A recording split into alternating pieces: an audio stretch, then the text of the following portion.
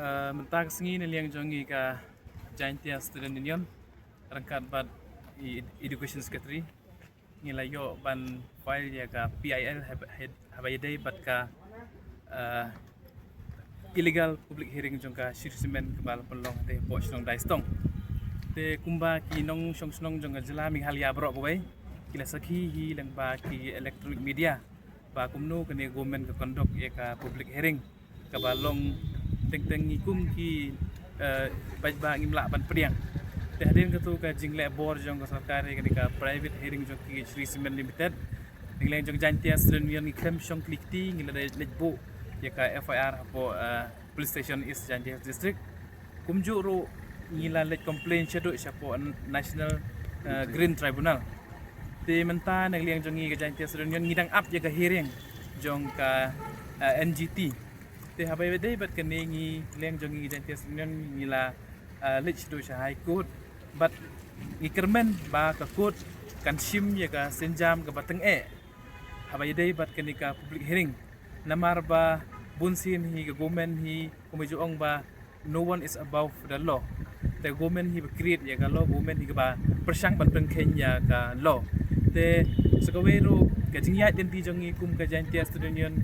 nengkong hingi habiat namar kadai ke perthai batmai ngi habiat ni illegal measures te ye kijing ki gijongi ngin sampai ye ka ka outcome ka bemi na kanika file jongi ya habai dei ba kijing file jong government na leng la ka high court ka persang ban le bom sinyau habai dei bat kanika hok jong unong song snong jong kadai stong ni ngi leng jong ka Jaintia Student Union in sim de bagi senjam ngilaro ban sim de senjam ke bateng ya kata angin sa perkat bat ngin sesong de CEC ban perkat habai dei bat kenika private hearing jong ka Shree Cement.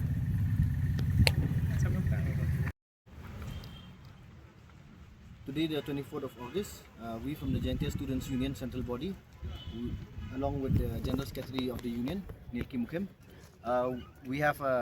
put our PIL towards Meghalaya High Court.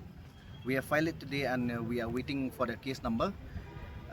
The matters that we have filed in the High Court is regarding the public hearing of Shree Cement Limited, which was illegally conducted on the 31st of August.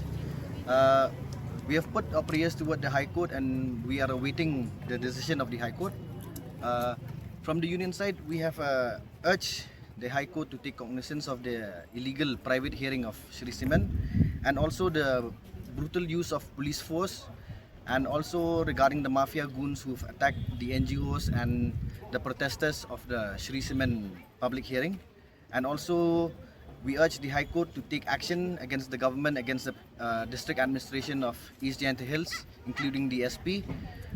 because they have failed to comply with the regulations to allow NGOs and other protesters regarding the Shree Cement protest. Thank you.